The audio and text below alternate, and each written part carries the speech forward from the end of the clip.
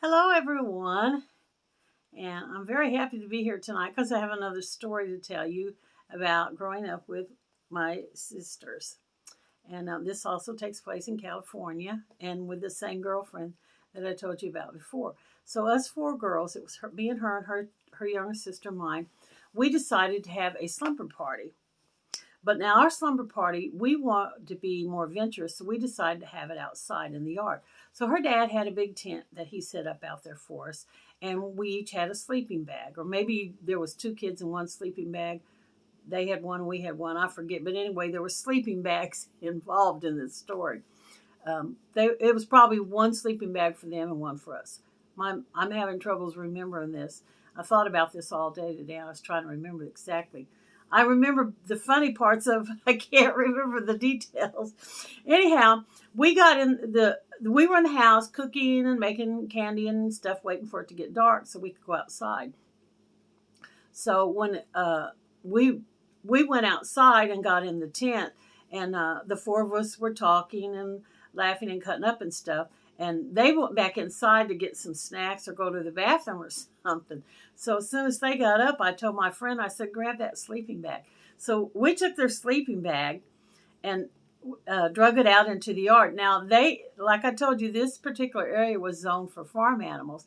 And her dad had a little chicken pen on the other end of the yard with a chicken coop, a hen house, and a coop. And the chickens were inside the hen house sleeping, but there was a large area where the chickens pecked around for the grass.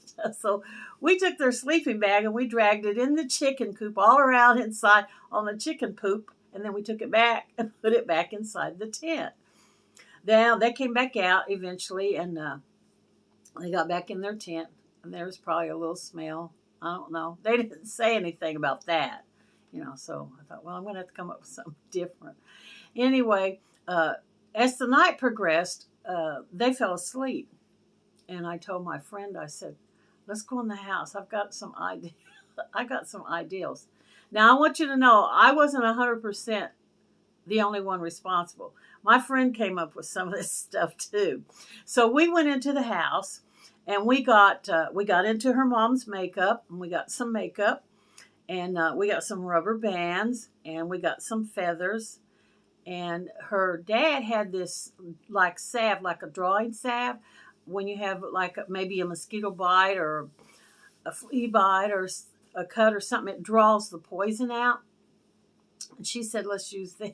So we took the drawing salve and we went back outside, and they were still asleep. So we began to help them with their makeup. So we put lipstick on their lips, real big clown lips, and we poked little dots all around like they had measles with lipstick. And we took the eyeliner pencil and we made cat whiskers on them, and we gave them some really nice eyebrows, and we drew some lines. It's a good thing that young kids sleep soundly. They never woke up through this whole thing. We made like lashes, spider lashes underneath their eyes, and then my friend took the salve and we applied it to their face. We put like some on their cheeks and a little bit on their forehead and some on their chin. We patted it. We put a pretty thick layer on them. We patted it down pretty good. Then we took the feathers. We stuck the feathers in the salve and stuck it all on their face and everything. And then now they both had really long hair, so we decided we decided we were going to fix their hair too. So we took a piece of her sister's hair, a piece of my sister's hair, and we braided it together, tied a little rubber band around it, and we did that with 2 or 3 more pieces of their hair, as much as we could do without disturbing, and we braided it, and we put the rubber band around, put it together. Okay, so, that the deed was done, so we got back in our sleeping bags and went to sleep. Well, directly morning came, and they woke up, and this is what we heard and what we saw. They go, oh, my face is crusty. Oh, I got feathers growing out of my face. What is that? And then one of them kind of like moved to the left, and her hair that was connected to the other sister pulled, and she's like, "Ow, ow! Why are you pulling my hair?" And the other one's like, "I'm not pulling your hair. You're stuck. You're stuck to me." So they managed to get their hair unbraided, and they went into the house to look. I guess to look in the mirror and see what that crust was. The crust was on their face, and wash it off and everything. And her mom was in there. I guess she was probably up making coffee and getting breakfast ready and everything. And we didn't get in real serious trouble for it. She did kind of scold. I guess she thought it was a little bit funny too, but she's like, "I don't know why you girls want to pick on them younger sisters of yours like that." Now, I want to tell you, I didn't just make a habit of picking on that one sister. I am an equal opportunity sibling picker. I pick on any of my brothers and sisters, giving the right opportunity. If something comes up and I think it's funny and I can do it and get away with it, I pick on them. But I did pick on her because she was closer to my age, so she was hanging around me more. I guess she inspired me to have more ideals about picking on her and stuff. It wasn't an intentional thing, and these things just popped in my head. I'm a rebel, like I told you, I guess. But I have some ideals for some more stories, some more things that happened to us.